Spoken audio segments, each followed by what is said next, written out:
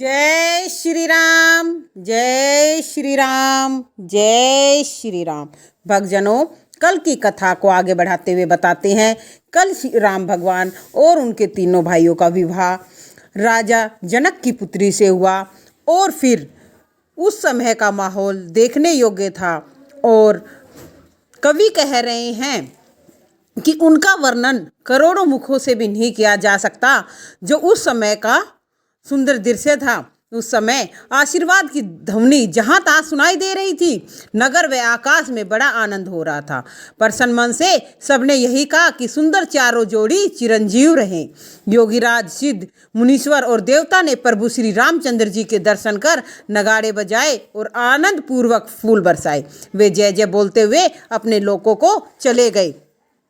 तब बहुओं समेत सब कुंवर अपने पिता के पास आए और उस समय शोभा, मंगल और आनंद से भरकर जनवासा मानो उमड़ चला हो। फिर बहुत भांति की रसोई बनी और जनक जी ने बारातियों को बुला भेजा और अनुपम वस्त्रों से पावड़ों पर पुत्रों सहित दशरथ जी बोले कि आदर सहित सबके पांव धोए और यथोचित पीढ़ों पर बिठाया। और जनक जी ने दशरथ जी के पांव धोए और उनका सील और स्नेह कहा नहीं जा सकता। फिर रामचंद्र जी के चरण कमल धोए, जो महादेव जी के हृदय कमल में छिपे रहते हैं। तीनों भाइयों को रामचंद्र जी के समान जानकर जनक जी ने उनके भी चरण अपने हाथों से धोए। राजा जनक जी ने सबको उचित आसन दिए। फिर सब परोसने वालों को बुला लिया और आदर के साथ पतले पड़ने लगी, जो सोने की किलो से गढ़ी हुई और मनियों के पत्तों की थी। अच्छा स्वादिष्ट निर्मल दाल भात और गाय का घी, चतुर और विनीत रसोई सबके आगे क्षण भर में परोसी गई। पंचग्रासी करके सब लोग भोजन करने लगे। गारियाँ सुनकर सब बहुत प्रसन्न होने लगे। अनेक भांति के अमृत के समान पकवान परोसे गए, जिनका बखान हो ही नहीं सकता। चतुर रसोई अनेक प्रकार के व्यंजन परोसने लगे, जिनका नाम कौन जान सकता है। 4 प्रकार के भोजन की विधि कही गई। अनेक पदार्थों का वर्णन किया नहीं जा सकता और सुंदर षटरस के व्यंजन हैं। एक एक रस अनगिनत प्रकार के हैं। भोजन करते समय पुरुष और स्त्रियों के नाम ले लेकर स्त्रियां मधुर ध्वनि से गारियां दे रही हैं और समय की सुहावनी गारी ऐसी शोभा दे रही है कि उनको सुनकर महाराज दशरथ जी समाज सहित हंसने लगे। इस प्रकार सबने भोजन किया और आदर सहित आचमन किया। जनक जी ने पान देकर दशरथ जी को समाज सहित पूजा। चक्रवर्ती दशरथ जी प्रसन्न होकर जनवासे को चले। प्रातः होने पर राजा जनक जी ने अपने पुत्र लक्ष्मी निधि को बुलाया और पिता का संदेश सुनकर वे सखाओं सहित वहां आए। आकर चरण छूकर सादर प्रणाम किया। यह देखकर जनक जी बोले, हे तात, तुरंत जनवासे में जाओ जहाँ अवध नरेश श्री दशरथ जी हैं। और राजा दशरथ जी को विनती सुनकर उनकी आज्ञा पाकर चारों राजकुमारों को कलेव करने के लिए बुला कर लाओ। यह सुनकर सिर नवाकर लक्ष्मी निधि सखाओं सहित हृदय में आनंद की उमंग भरकर मुस्कुराकर चंचल घोड़े पर चढ़कर चल दिए। वे अनेक कलाएं दिखाते, घोड़े नचाते, मधुर मधुर मुस्काते, परस्पर बातचीत करते हुए जनवासे पर पहुंच गए। मिथिला कुमार लक्ष्मी निधि ने सखाओं सहित घोड़े से उतरकर चारों पुत्रों सहित राजा दशरथ जी को प्रणाम किया। अत्यंत आनंद की खान लक्ष्मी निधि को देखकर राजा दशरथ ने सखाओं सहित उनका सम्मान किया और हाथ जोड़कर अपने समीप बिठाया। उस समय भाइयों सहित श्री राम की शोभा देखकर सखाओं सहित लक्ष्मण निधि ने बड़ा सुख पाया और लक्ष्मी निधि के दर्शन पाकर राम जी के नैन भी शीतल हुए। तब लक्ष्मी निधि ने हाथ जोड़कर महाराज के कोमल वचन कहे कि चारों राजकुमारों को कलेव करने के लिए भेजिए। दशरथ जी प्रेम से सने हुए कोमल वचन सुनकर मंद मंद मुस्काए और उन्होंने चारों कुमारों को शीघ्र ही बुलाकर सुख मानकर भेज दिया। जनक नगर जाने की तैयारी जानकर सब सेवक प्रसन्न हुए। वे श्रेष्ठ वस्त्राभूषण लेकर अपने अपने स्वामियों को सजाने लगे। श्री रामचंद्र जी के सिर पर 3 लट वाली जरकसी और पाग सजाकर बांधी, उसमें 9 रंगों की कलंगी झुकाकर सजाई और पैजनी को संभाल कर बांधा। श्री राम के अनुरूप दुल्हे वेश को देखकर इसका कोई वर्णन नहीं कर सकता, जिसे देखकर शिव और संकवियों को भी देह की सुधि नहीं रहती है। इस प्रकार छोटे भाइयों सहित श्री रामचंद्र जी सजकर चारों राजकुमार वस्त्रों को संभालते हुए घोड़े पर चढ़कर उमंग से भरकर चल दिए। जो रघुवंश के कुंवर प्रभु श्री राम के प्राण प्यारे थे, वे भी श्री राम राम और प्रेम के मतवाले होकर घोड़ों पर बैठकर चल दिए और श्री राम जी की बाईं ओर लक्ष्मी निधि ने अपनी सखाओं सहित शोभायान थे और घोड़ों की बागें ढीली किए ठिठोली करते हुए सब चले। श्री राम जी के जगत विख्यात जगन्वंदन नाम घोड़े की छवि और गुण कहाँ तक कहूँ, उसे देखते ही मन राजी हो जाता है। वह जिधर का रुख पाता उधर ही तत्क्षण पहुँचा देता, थम थम करके नाच नाच कर पृथ्वी पर अनेक प्रकार की गति दिखाता है। फांदने में चंचल व चौकड़ी भरने में बिजली की आंख झाँपने वाला भरत जी का रंगीला घोड़ा है, कहो उसे कौन वर्णन कर सकता है। जिस घोड़े पर शत्रुघ्न चढ़े हैं उसका नाम चंपा है और उसकी चटकीली चाल है वे हिरन और मोर को लजाता है और सारे समाज के सामने नाचता हुआ चलता है। यहाँ तक कि तनिक भी हाथ उठाते हैं तो कई हाथ उठ जाते हैं, फिर बार बार पुचकारने पर भी नहीं मानते। श्री लक्ष्मण जी का बाका घोड़ा लखी बड़ा चालाक है, उसका पैर पृथ्वी पर नहीं पड़ता और बार बार वायुमंडल में उड़ जाता है। वह कुछ तड़फड़ाकर लक्ष्मी निधि के पास जा पड़ता है और उचित विचार कर रघुवंशी हंसते हैं और श्री राम जी की मधुर मधुर मुस्काते हैं।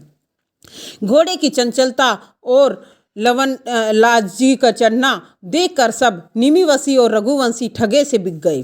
श्री राम आदि लाडले कुंवर भी देखकर उत्साह भरते हैं, प्रसन्न होकर लसन लाल जी की बड़ाई करते हैं। इस प्रकार मार्ग में अनेक प्रकार के आनंद होते हैं, तरह तरह के बाजे बजते हैं और स्त्रियां निकलकर अपने अपने द्वारों पर आ बैठी। कोई स्त्री मुख की शोभा देखकर अत्यंत सुख से ऐसी भर गई, अपनी देह की भी सुधि भूल गई, श्री राम जी के रूप की प्रेम हो गई।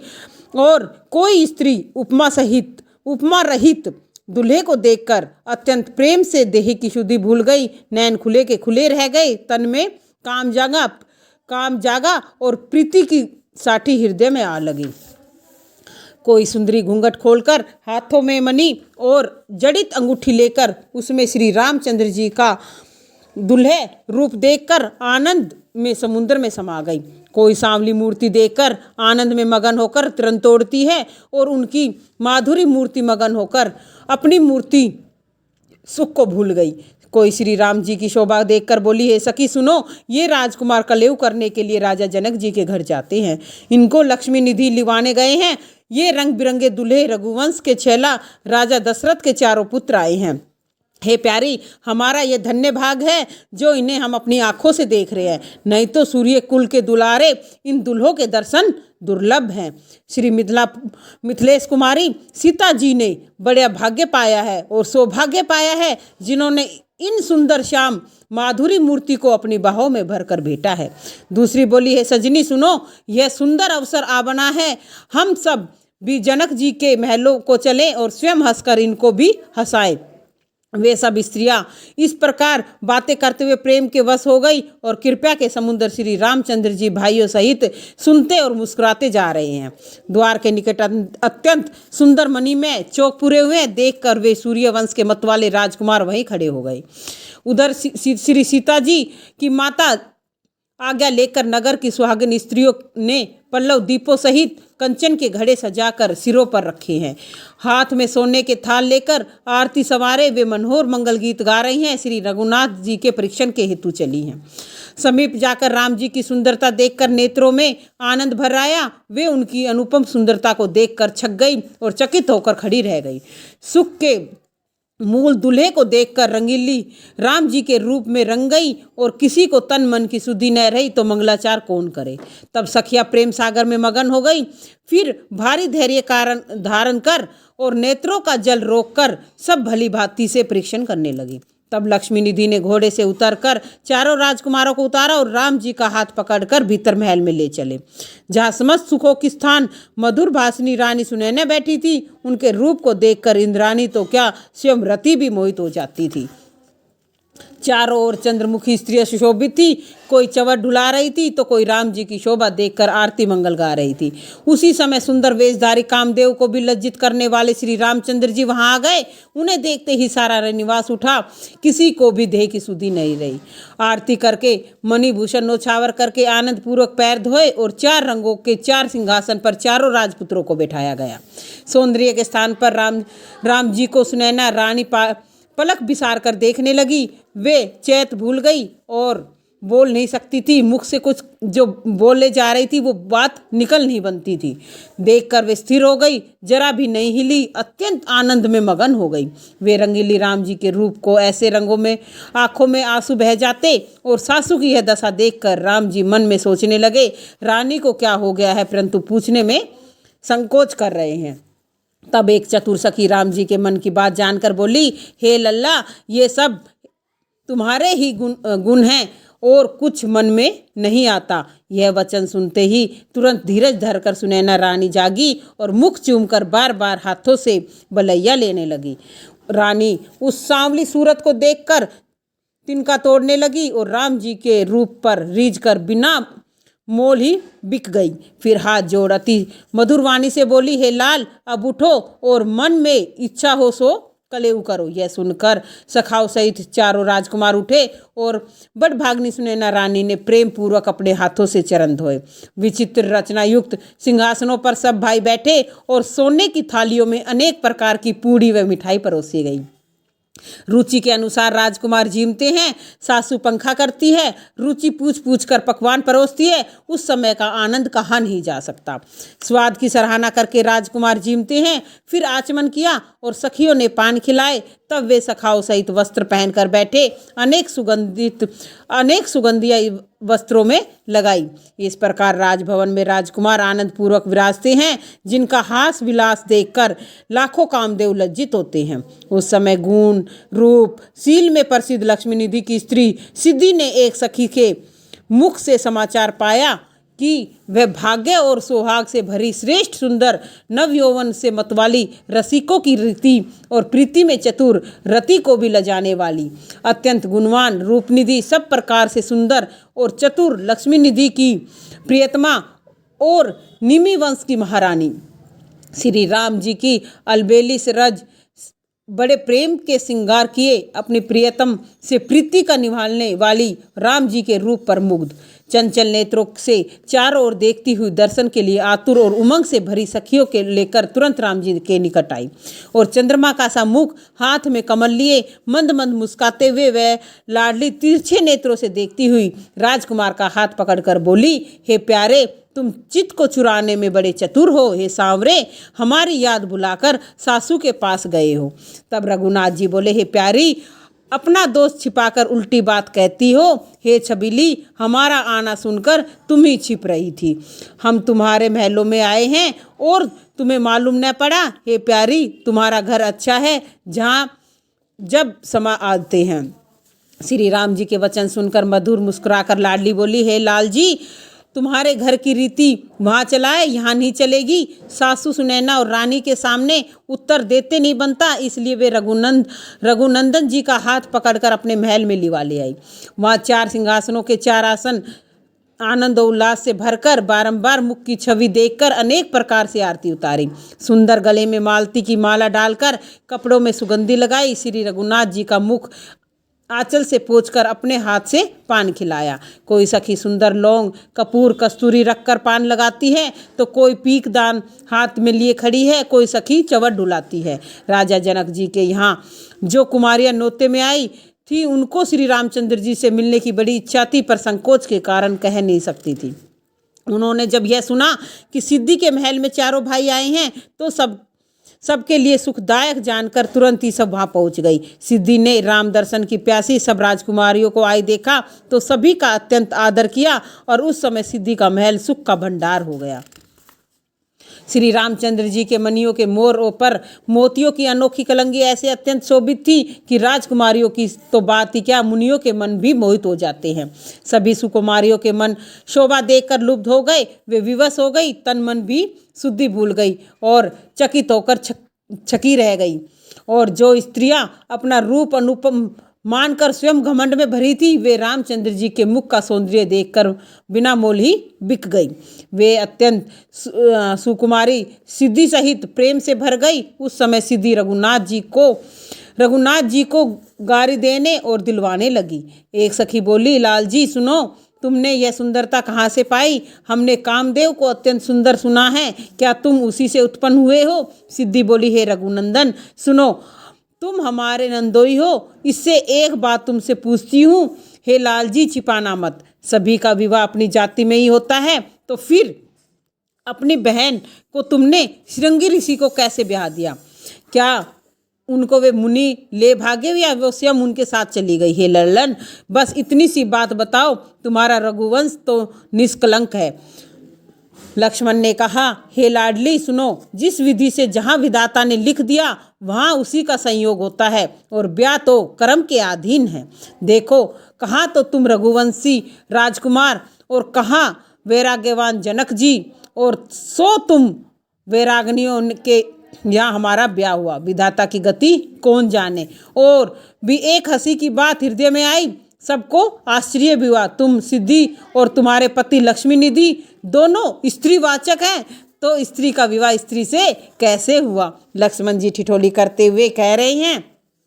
एक सखी बोली, हे लाल जी सुनो, तुमको कौन जीत सकता है? सारे जगत में तुम्हारे घर की रीति प्रकट है। अयोध्या की स्त्रियां बड़ी उदार और करतूत वाली हैं, जो खीर खाकर ही पुत्र उत्पन्न कर देती हैं। पति का तो कुछ काम ही नहीं है।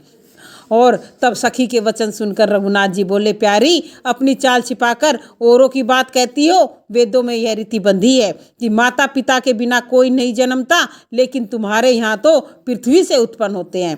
हमारे यहाँ की यह रीति नहीं है। उस समय परम चतुर सुकुमारी चंद्रकला, जो रानी सिद्धि की छोटी बहन लक्ष्मी निधि की साली थी, तो वह बोली, हे लाल जी, तुम लड़कपन से ही तपस्वियों के संग में रहे हो, हमें सत्य कहो, यह छल छंद कहाँ से आए? क्या मुनियों की स्त्रियों के साथ अथवा अपनी बहन से सीखे हैं? हे कुंवर, मीठे मीठे का स्वाद तो बिना चाखे कोई नहीं जान सकता। भरत जी बोले, हे प्यारी, तुम ठीक कहती हो, तुम भी तो अभी कंवारी हो और पुरुष के संग की बातें कहती हो। हे प्यारी, कहाँ से सीखी हो?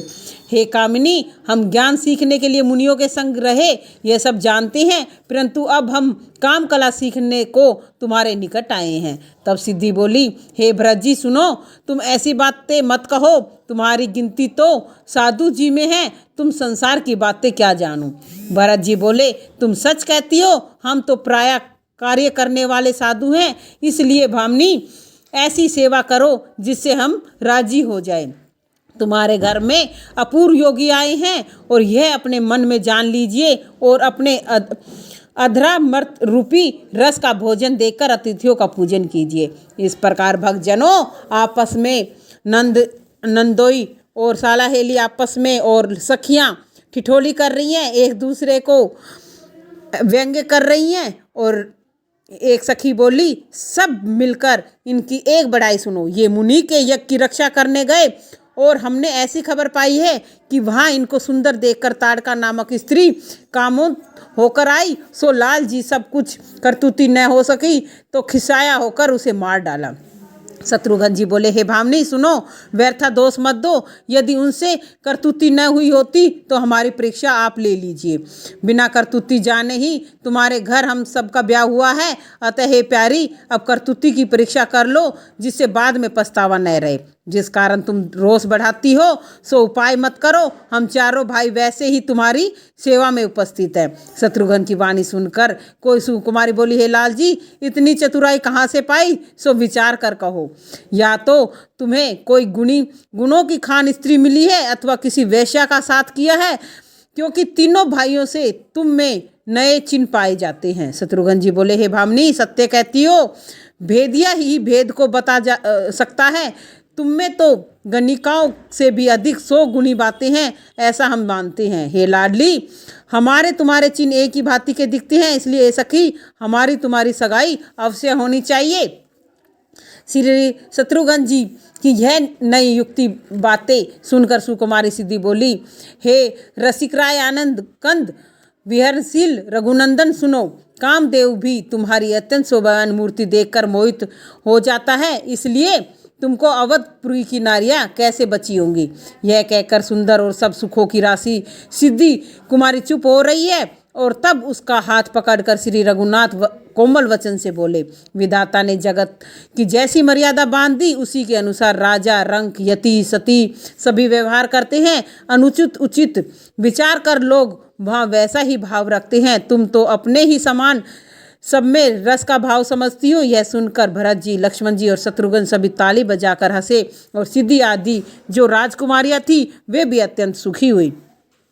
और रामचंद्र जी ऐसे बोले कि वे तुम सब प्रेम की मूर्ति हो, तुम्हारी सूरत पर बलिहारी जाएं सिद्धि, और तुम सब राजकुमारियों में मुझको प्राणों से भी अधिक प्यारी हो। हे प्यारी, तुम्हारे हृदय में जो अभिलाषा है सो सब मैं आज पूरी करूँगा। हे लाडली, लोक की लाज बचाकर मैं तुमसे अलग नहीं हूँगा। और हे सांवरी, हम सब प्रकार से तुम्हारे हैं, तुम हमारी हो। हे राजकुमारी, हमारा यह तिवार सत्य मानो। रघुनंदन जी के वचन सुनकर सबके हृदय पटल खुल गए और सब स्त्रियों के हृदय में प्रेम बढ़ा और तनिक भी होश नहीं रहा। फिर धीरज धरकर भली भांति हाथ जोड़कर सिद्धि आदि सब राजकुमारियां और सखिया अत्यंत कोमल वाणी से बोली, हे श्री रामचंद्र जी, हमारे धन्य भाग, हमसे बड़ा कोई नहीं, हम संसार सागर में डूबी जाती हैं, आपने भा पकड़ कर रख लिया। हे श्री प्रिय राम जी, जैसे आपने किया इसका हमसे नहीं हो सकता, क्योंकि चाहे हजारों तारे चमके परंतु चंद्रमा के समान कोई नहीं हो सकता। हमारे कर्मों के अनुसार विधाता हमें जिस जिस योनि में भी जन्म दे वहाँ वहाँ ये रसिकाएं रघुनंदन हमें आप ही नहीं मिले। चाहे विधाता अनेक प्रकार के दुख दे या पल भर में शरीर छूटे, पर हे लाडली, हमारा आपका प्रेम कभी न टूटे। और अत्यंत अंतर्यामी श्री रामचंद्र जी ने उनको यह करुणा रस से सुनी और हुई वाणी को सुनकर कोमल वचन कहकर सब राजकुमारियों को सम्मान किया। और फिर सबसे विदा मांगकर श्री रामचंद्र जी भाइयों सहित चले, मानो सिद्धि के महल की छवि पूर्ण 4 चंद्रमा निकले हों।